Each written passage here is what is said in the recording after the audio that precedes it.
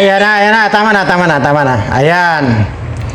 Siyempre po, masayang pagbati po at mapagpalang pagbati sa lahat po ng aking mga subscribers, followers at mga viewers. Sana po ay ligtas kayo sa lahat ng uri ng kapahamakan, ligtas sa lahat ng uri ng mga sakit. Bagkus siyempre, ang darating na lamang sana sa inyo, swerteng walang katapusan. Ayan po. Pero paano po magkaroon ng swerte? Itong mga kababayan ko, kung patuloy na nagwawaldas ng pira ang gobyernong bangag na ito. For your information mga kababayan, 350 million na po ang ginagasta ng bansa para lamang po dyan sa impeachment na yan. So, ang sinasabi po nila dyan ay maaaring umabot pa po yan sa bago mag 2028, yung hearing na yan. Ay 14 session pa lang or 14 hearings pa lang yan. Or 14 days trial pa lang yan. Gumastos na po ng 350 million. Saan po pulutin yung ganyang kahirapan atong ating mga kababayan? Saan sila pupulutin ngayon? Kung ganito kawaldas, kung ganito kababoy ang gobyernong ito.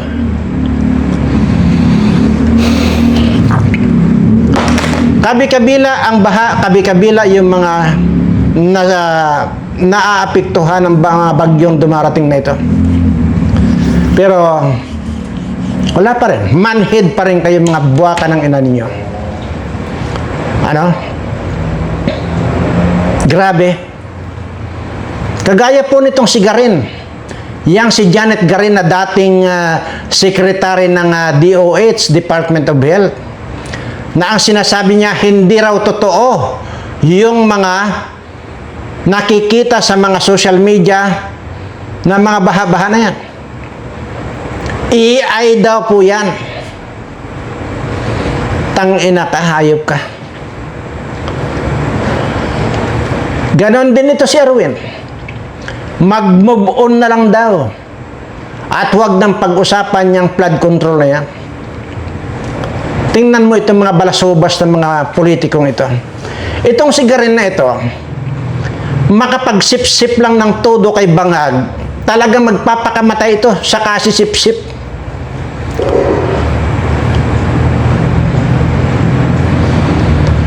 Nag-iingat lang ako dito na magkaroon na naman akong violation dito sa YouTube channel ko. Nagkaroon na nga ng violation yung isang YouTube channel ko. Kaya ang sarap murahin itong mga animal na ito, mga kongresistang ito, mga senador na ito.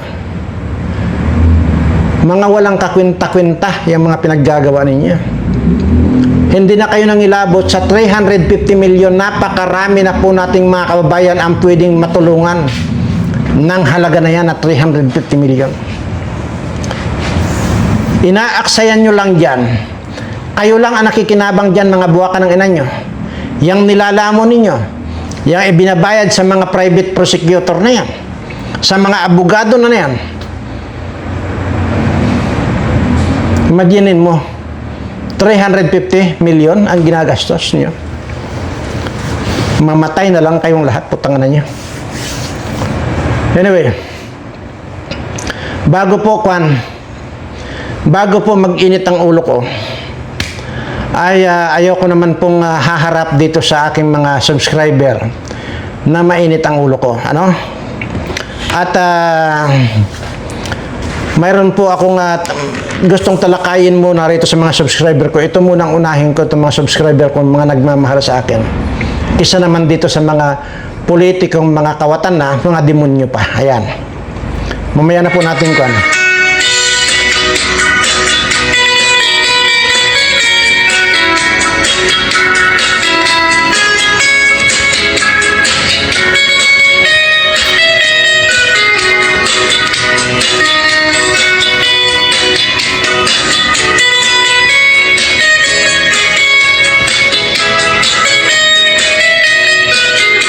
Tama na, tama na. Tama na. Ayan. Ikaw, sabi kong tama na eh. Ayan po. Good news po. Ha? At ito po ay hindi pa man po natin naaabot yung 4,000 watch time hour doon sa June Birana Vlogs. Napakakunti na lang po. Alam niyo po ba kung ilan na lang ang kukunin natin? Ang dapat nating makuha? Kung nung isang araw, pinakita ko na po sa inyo kagabi ito. Nung isang araw po ay nakaipon po tayo ng 56 hours. Yan po, 56 hours. Ano? At yan ay 3,798. At kahapon po, ipanakita ko, bagamat bumaba, 48 hours lang po yung nakuha natin. At ayan po yung total 3,846. Ayan. 3,846. At 48 hours lang po yan. Alam niyo po ba yung kahapon lang? Kung ilan yung nakuha natin, grabe.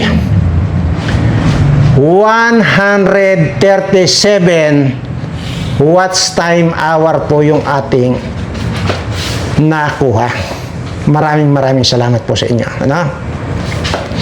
At ito na po yung kabuuan. Yan na po yung huli ha.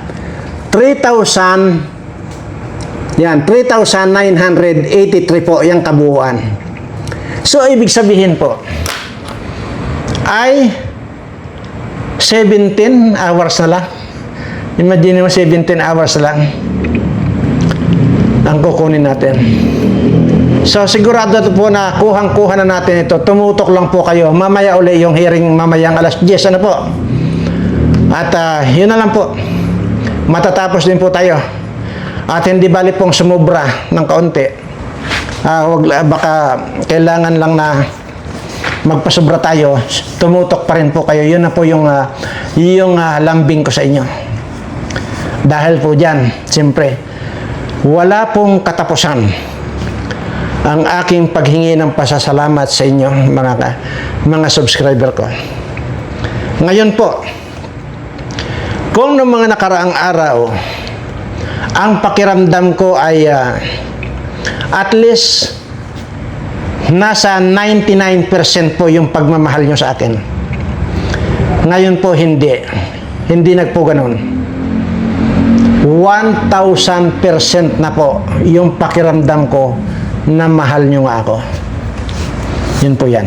Anyway, so alam ko na po kung ano yung aking gagawin para naman po kahit pa paano ay makabawi naman ako sa inyo. Pero ayoko pong i-elaborate dito sa discussion natin ngayon. Alam niyo po ba na napaka-stricto na po si Whitey? Napaka-stricto na. Talagang lahat po sinisilip. May mga 1 million mahigit ang subscriber, sinuspinde, hindi na ibinalik. Marami po ngayon na sususpinde. So, medyo ingat-ingat lang din po ako. Pero alam ko na po, nandito na po yan sa utak ko. So, ano man po ang pwede nating magawa, lagi po lang kayong sumabaybay sa ating channel para po nalalaman ninyo yung mga bago nating gawain. Ano? At sinabi ko naman po, ayoko nang ulitin. Ha? Ayoko nang pong ulitin yon. Alam nyo na po yung maglalaro tayo dito. Ayoko nga i-elaborate yon. Ha? At grabe. Sobra talaga yung saya ko. Imagine niyo, napasaya ninyo yung 177 years old na talagang nag-iisa na lang dito sa mundo siguro yung ganong edad. Imagine niyo, 177 years old ko na po. Ngayong December 27, 178 years old ko na. Pero tingnan nyo naman. Diba? Hindi kagaya nitong mga kagaya nitong si Kwan. Kapiso, anong itsura niyan? Parang demonyo. Si Dr. Wakwak na yan. Tingnan nyo. Anong itsura niyan? Parang kala mo galing sa hukay. Itong si Redsin. Tingnan nyo naman. Akala nyo, parang galing sa simenteryo na hinukay. At, versus dito sa 177 years old. Yun po ang gusto kong, bagamat ito po ay itinuro ko na doon sa mga nauna. Yung sekreto ko kung bakit habang tumatagal or habang patanda ako ng patanda, lalo akong pabata ng pabata. Tinuro ko na po yan kung anong sekreto. Ano? Ngayon, dahil sa alam ko, may mga bago dyan, hindi talaga ninyo alam. Hindi nyo na, not unless kung balikan ninyo yung mga video ko. Saka ninyo malalaman yung sekreto ko kung bakit napakabata ko sa edad na 177 years old. Nasabi nga ni Kwan, ni Hayat, SLPH, saka yung si Glo, hindi na raw tumitigas. Abe, baka kung gusto mo, nako, huwag nyo akong subukan. Ito, china-challenge lang nila ako kasi nga, naglalaway nga sa akin itong mga ito eh. China-challenge talaga nila ako eh. Na sinasabi nila, wala na raw eh. Sabi ni Hayat, tingnan mo, unang-una Hayat, kahit anong pag-challenge mo sa akin, hindi ko susubukan para sa iyo, not unless kung meron kang anak o pamangkin na ibigay sa akin na ang gusto ko yung bata. Hindi kagaya mo na, crispy na, para ka ng chicharon bulaklak. Hindi, wag mo akong challenge, ha? Ayan po yan. Ngayon, kung gusto nyo rin po na matutunan at kung gusto nyo rin pong humaba ang buhay na kagaya ko, sandali lamang po, ha?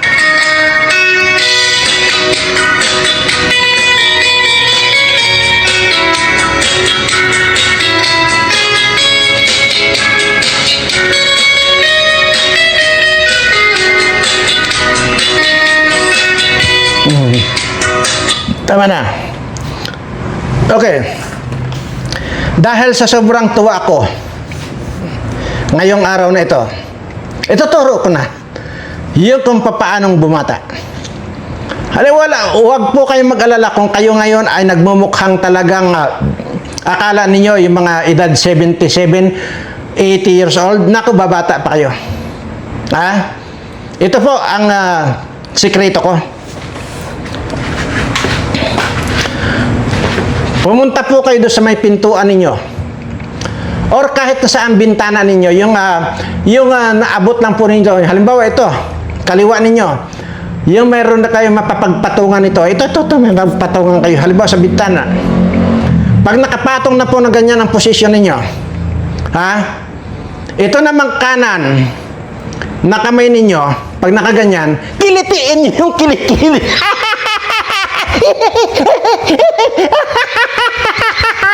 Kilitiin nyo ng kilitiin ang kilikili nyo. Tiyak, babata kayo. Yan po ang sikreto. Pero, huwag nyo namang itaas yung inyong kamay kung nagtataglay kayo ng angit na kagaya nitong si Angit. Baka mamaya, yung inyong kasama sa bahay ay baka naman mahimatay. O, di ba? Kasi, pagkatawa kayo ng tawa, maniwala kayo sa akin, 10 taon agad ang iaatras ng edad ninyo. Tingnan nyo, 177 years old. Nagtatanong sa akin, kung saan daw ba yung mga kapatid ko, yung magulang ko, o anak ko. Unang-una, wala pa akong anak. Pangalawa, kung meron man akong kapatid o mga magulang, yung ako mismo, 177, siyempre mga patay na yun. Di ba? Ganun po yun. Kaya nag-iisa lang po ako. At napag-alaman po ko po na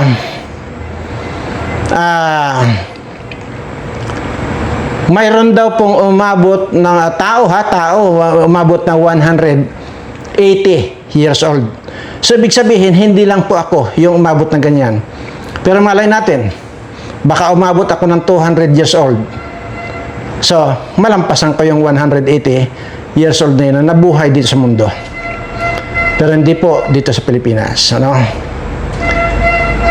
So, yun po. At Para lang po sa inyong kaalaman. At katunayan, itong 177 years old dito, kahapon lamang po may vlog ako dyan tungkol kay Makagago. Kaya i-forward nyo na po ito kay Makagago yung kahapon na vlog ko. Dahil hinahamon ko siya. Sa 177 years old, bintahin na yan sa kanya. Diba? Pero magkabit kordon kami. Kabit kadina sa baywang namin. Para walang tatakbo. Sigurado mayroon dadapa isa sa amin. Pero hindi ko sinasabing ako ang tatayo at siya ang dadapa. Ayan. 177 years old, naghahamon ng basagan ng mukha dito kay Makagago. Hanggat hindi nyo tinatantanan ng kalingap, mananatili akong nandito. Hanggang binabastos niyo ang kalingap, nandito ako para bantayan kayo. Nandito ako para hamunin kayo. Hindi ko lang masabi-sabi yung totoong gusto ko mangyari. Tama na yung basagan ng mukha. Pero alam nyo na yun. Siyempre, pag basag ng mukha, makahinga pa ba yun? Hindi na. Ayoko lang diretsyon dito na patayan. Dahil baka mamaya ma-restrict na naman ako. Yun lang yun. Pero nandun yan sa mga previous video ko. Kasi mga bullshit kayo. Sa totoo lang, mainit ang ulo ko. Mainit na nga ang ulo ko dito sa mga buwaka ng inang mga politikong mga tawatang ito. Sasaw-saw pa kayo namang balahura dito sa kalingap. Ay buwaka ng ina ninyo. Alam nyo ba? Pag itinuro ko yung isang bagay, alam niyo ba na babali? Balikan nyo yung mga ibang video ko dyan. Puno ng balite, pagka itinutok ko itong daliri ko, hahapay yan. Ano pa kaya itong si Makagago na ito? Hindi ka pa nahahawakan ito, di bali-bali na ang buto nito sa akin, durog-durog na. Balikan niyo yung video ko kung paano kong baliin yung kutsara na hindi ko hinahawakan. Ituturo ko lang. Ngayon nga lang pagka mayroon akong pagka gustuhin ko ngayon, kahit na nandito ako ngayon sa nandito ako ngayon sa camera ko, sabihin lang nung gustong mag-accept, i-accept lang nila. Magsabi lang na ako si ganito, accept yung accept yung challenge mo, Birana, sabihin mo lang. Iduduro ko dito sa sa camera ko. Pag hindi humapay yan, kahit saan pang lupalop ng yan. Ayoko nang araw-araw yung pakita kung paano. Ayaw ko rin dito, araw-araw yung pakita. Nandyan sa video ko. Kung papaano kung barinahin yung isang ulo ng isang gago sa sentido, lusot sa kabilang sa likod ng ulo niya. Nandyan yan. Hanggang sa pagdala ng ospital. Nandyan sa mga video ko. Alamin ninyo. Challenge ako. May pustahan yun. Siyempre, hindi naman ako nakikipag-condemn na walang pustahan, natural. Pero ang lahat ng mga pustahan na challenge ko, lahat po yan hindi po napupunta sa akin. Lahat po yan, lahat ng klaseng pustahan, lahat po yan napupunta sa mga tao na mga hirap na hirap sa buhay. Pero kung milyones na, kagaya nitong mga senador at mga kongresista, hinahamon ko yan ng gurguran. Lahat sila magsama-sama. Pag hindi ko nilagot ang mga hininga ng mga yan, sa loob ng 10 segundo, talo ako. Yun ang bilyones. Yun ang milyones na pustahan. Doon ako lumalaban. Pero hanggang ngayon, wala pang nagcha-challenge sa akin. Wala pang nag-a-accept ng challenge ko. Ang sinasabi ko nga dyan, pag ipon-ipunin nila yung mga ninakaw nilang pera, iposta nila sa akin, dudublihin ko kahit magkano yan. Pero ang lagi ko sinasabi, lahat yan na mapapanalunan natin sa inyong mga subscriber kung mapupunta. Nandyan yan sa mga video ko. At yan ay hanggang ngayon, open ako na may tumanggap sa mga challenge ko. Dahil ang gusto ko rito, sa pamamagitan ng ganyan, ay mababawi natin yung mga ninakaw nitong mga animal na mga panito, mga politikong ito, at maibalik lang natin sa inyo. Siyempre sa inyong mga subscriber muna unahin ko, lang ng mga unahin ko si Kapiso. Natural, kayo munang mga subscriber ko. Alangan naman po, unahin ko to si Redsin. Ano yan? Siniswerte. Si Dr. Wakwak na yan na, nako. Yan mga yan, malapit na po mamatay yung mga yan. Parang sa tansya ko, may paglalamayan dyan sa Bicol sa mga susunod na araw o sa linggo o buwan. May paglalamayan po dyan. Niwala kayo. Pero tingnan ninyo, mag-abang po kayo. Tuwing linggo, mag-abang po kayo. Diyan malapit sa sementeryo. 5 hanggang 7 ang ililibing dyan.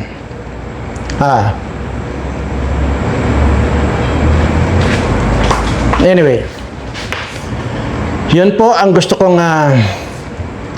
ipaabot sa inyong mga subscriber ko, yung aking taos-pusong pasasalamat. Imaginin mo, 137 yung nakuha natin kahapon. Ayan po. Ayan, 137. Yan. 17 na lang po. 17. How? 17. 17 na lang. Hindi 70, 17 na lang. Imagine mo, 17. Ang ating kukunin. So, mamaya pong alas 10 yan na hearing at ganun pa rin po kayo, manonood po ulit kayo doon sa June Birana Vlogs. Sobra-sobra na po natin ma-cover up.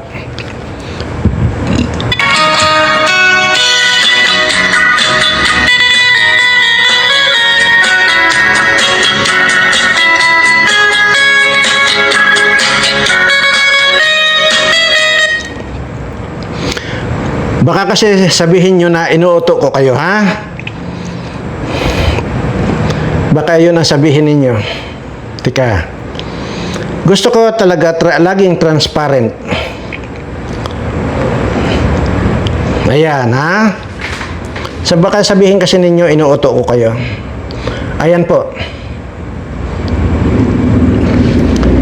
3,983. Yan din po yung nakalista, ha? 3,983 yan. Ito rin po yan. 3,983. Ayan po. 3,000. Ayan. 983. Di ba? So, parehang-pareho po dito sinilista ko. Kaya ko lang po ipinakita sa inyo ito. Sabi ko nga po, baka sabihin ninyo na inuuto ko lang kayo. Ano? So, yun po. Ang gusto ko po rito talagang transparent dahil sabi nga nila, ang pagsasabi daw ng ang pagsasabi ng tawag doon, nalimutan ko na yung kasabihan nga na. Ang pagsasabi raw ng matapat, pagsasama ng maluwat. Ayan. Kaya yun po ang aking pinapanindigan sa inyo na sasabihin ko yung tama sa inyo. At walang anumang kasinungalingan. Meron pa pong kasabihan.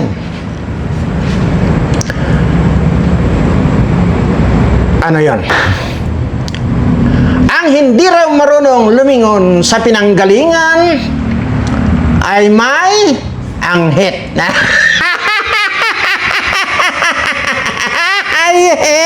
Di ba? Parang para yatang may pinaparinggan si Mr. Birana. Na may anghit.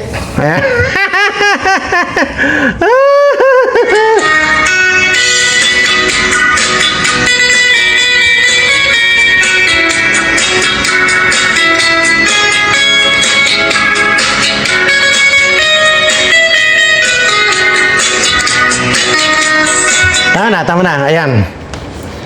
Yun po yung kasabihan. Kasi ganon din po. Ang lumakad daw ng matulin ay nagmumukhang butanding.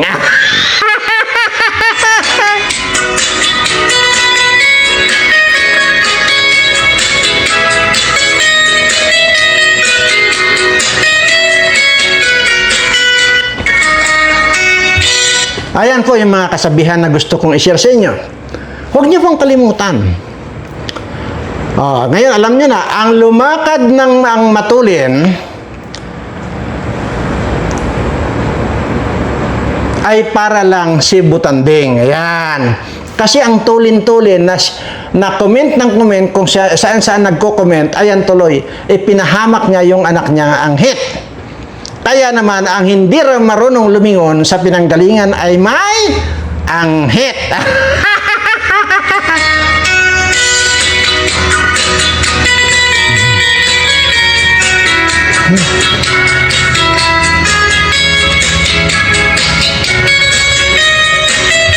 Alam niyo, sa totoo lang po, kunwari masaya lang po ako, kunwari.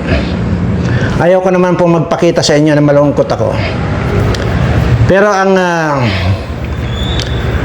kinalulungkot ko po talaga, napakarami po nating mga kababayan ang nasalanta. Wala na pong tigil yung aking sekretary sa kasasagot ng mga text ng mga dati nating iniikutan. Ang sinasabi, Sir, baka naman pwede mo kaming dalawin agad dito. Dahil sobra po talaga. Wala pong natira sa mga gamit namin. Lubog na lubog po sa baha. Yan po yung mga regular ko pong naiikutan. Grabe po.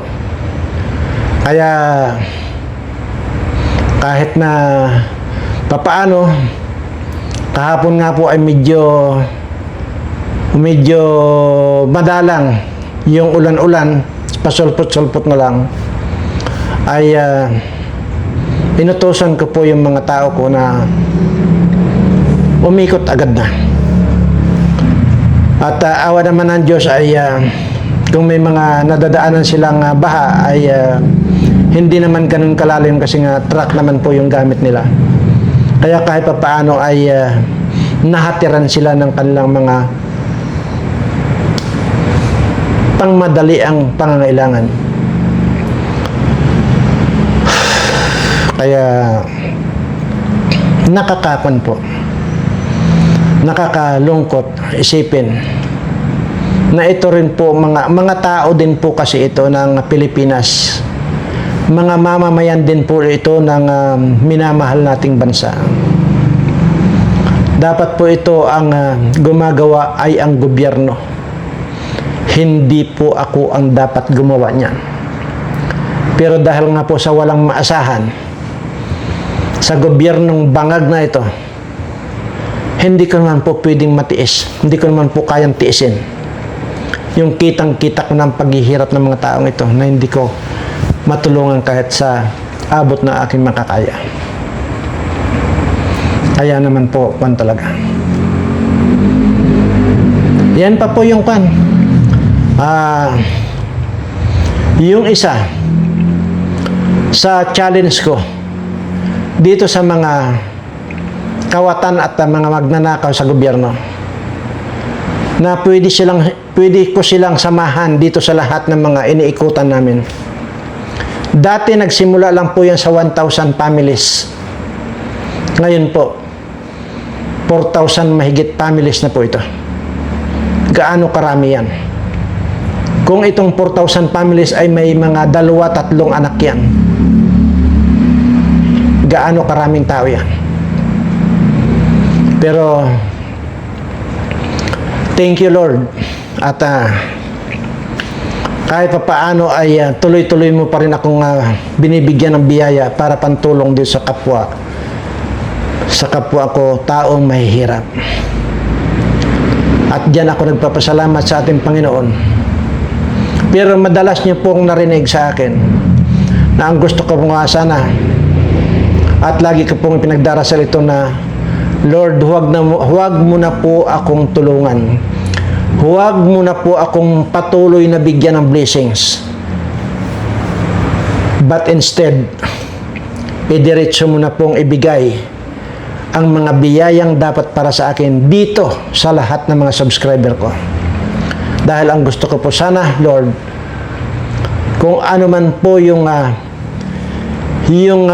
kalagayan ko ngayon, dahil yung sa pagiging magmula ako sa pagiging hampas lupa at patay gutom, hindi ko po akalain na darating ako sa ganitong level ng pamumuhay. Kaya naman po, hindi ko po kinukuan ito. Hindi ko po, kumbaga, hindi po ako natutuwa kung dumating man po ako sa ganitong level ng buhay. Hindi po. Dahil unang-una, sanay po ako sa hirap. Sabi ko nga po, isa rin po akong hampas lupa at patay gutom. Kaya nga po, ini-stop ko na ang ating Panginoon na magbigay ng blessing sa akin. Kaya naman po, maasahan ninyo, lalo na itong mga subscriber kong nagmamahal sa akin, hindi ako titigil hanggat hindi dinidinig ng ating Panginoon ang aking dalangin na ibigay na ang mga biyayang walang katapusan sa inyong lahat ng mga subscriber ko.